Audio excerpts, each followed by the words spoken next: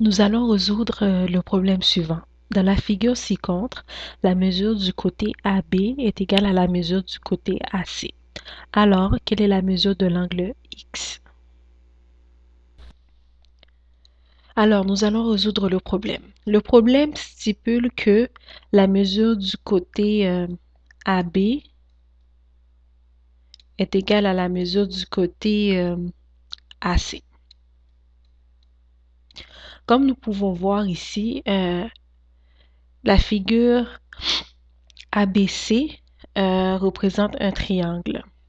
Fait que si le côté AB, la mesure du côté AB est égale à la mesure du côté AC, nous pouvons voir que cela forme un triangle isocèle. Un triangle isocèle a deux côtés congrus. Fait que si un triangle isocèle a deux côtés congrus, alors les angles opposés aux deux côtés congrus sont des angles congrus aussi. Alors, l'angle C est l'angle qui est opposé au côté AB, puis l'angle B est l'angle qui est opposé au côté AC.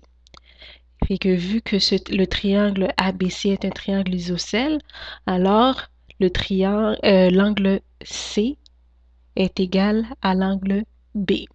Fait que cet angle est égal à 40 degrés. Fait que nous savons que la somme des angles d'un triangle est égale à 180 degrés. Fait que, alors nous avons l'angle B qui mesure 40 degrés, puis l'angle C qui mesure 40 degrés. Okay. Fait que l'angle A, nous allons déterminer la mesure de l'angle A. Fait que la mesure de l'angle A est égale à 180 degrés moins la mesure de l'angle B qui est de 40 degrés moins la mesure de l'angle C qui est de 40 degrés.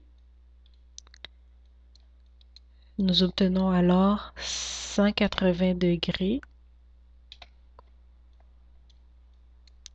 moins 80 degrés, ce qui nous donne 100 degrés. Fait que l'angle A, ici, mesure 100 degrés. Désolé. Fait que nous pouvons voir dans la figure que l'angle X est opposé à l'angle A. Fait que nous savons que la propriété des angles opposés stipule que les angles opposés sont congrus. Alors, l'angle X est égal à la mesure de l'angle A vu qu'ils sont des angles opposés. Fait que X est égal à 100 degrés.